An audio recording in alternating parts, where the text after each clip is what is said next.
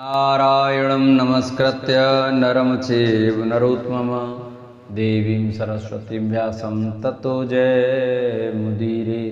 जय श्री कृष्ण। नमस्कार दोस्तों, स्वागत है आप सभी का मेरे YouTube चैनल आर के भक्ति ज्ञान में। भक्तों, आज की वीडियो में हम आपको अहोरी अष्टमी की व्रत कथा सुनाएंगे।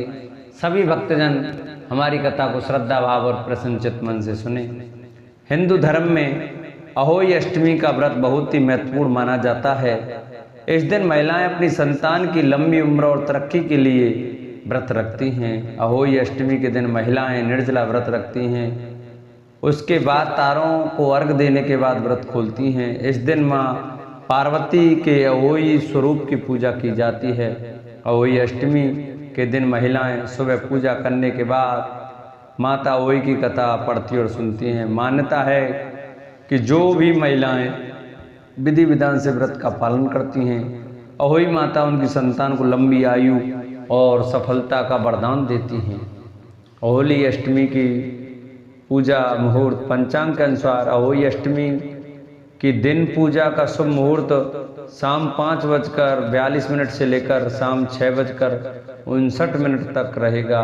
अहोई अष्टमी की पूजा करने के लिए कुल 1 घंटा 70 मिनट का समय होगा।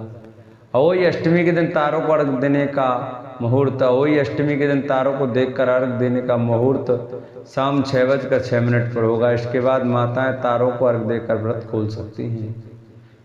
अहोई अष्टमी की व्रत कथा के अनुसार एक नगर में एक साहूकार रहता था, जिसके 7 बेटे और 7 बहुएं थीं और एक बेटी भी थी, जिसका विवाह हो चुका था। दीपावली के दिन वह मायके आई थी। दीपावली के अवसर पर घर और आंगन को साफ सुथरा करने के लिए 7 बहुएं अपनी ननद के साथ जंगल में जाकर खादान से मिट्टी खोद रही थी। जंगल में साहूकार की बेटी जिस जगह पर मिट्टी खोद रही थी, वहां पर स्याहू यानी शाही अपने बेटों के साथ रहती थी। मिट्टी काटते समय साहूकार की बेटी की खुरपी से स्याहू का एक बच्चा मर गया। इससे स्याहू माता बहुत नाराज हो गई और बोली, मैं तेरी कोख बांधूंगी। उसकी बात सुनकर साहूकार की बेटी डर जाती है और वह अपनी सभी भाभियों से एक एक करके कहती है कि वे उसके बदले अपनी कोख बंधवा लें, लेकिन सभी भाभियों ने अपनी कोख बंधवाने से इनकार कर दिया। लेकिन छोटी भाभी सोचती है कि अगर मैंने अपनी कोख नहीं बंधवाई तो सासू जी नाराज होंगी। यह सोचकर ननद के बदले में छोटी भाभी ने अपनी कोख बंधवा लेती है। इस घटना के कुछ समय बाद जब उसकी छोटी भाभी के बच्चे होते हैं तो वे 7 दिन बाद मर जाते हैं। ऐसे करके उसके 7 संतानों की मृत्यु हो जाती है। तब उसने एक पंडित को पूरी बात बताती है और उपाय पूछती है। तब पंडित कहता है कि तुमने सुरही गाय की सेवा करो।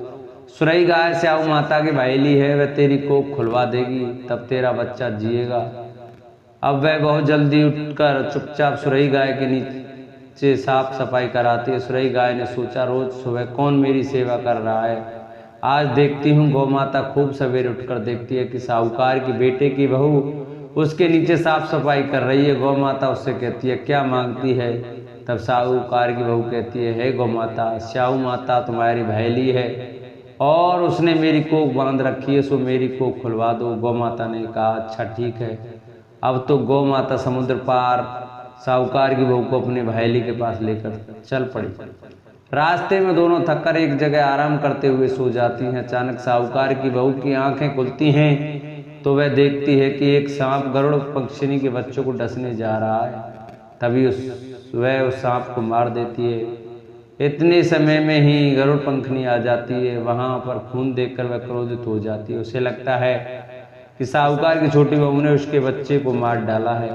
इस पर वह उसे चोंच से मारने लगती है। इस पर छोटी बहू उससे कहती है कि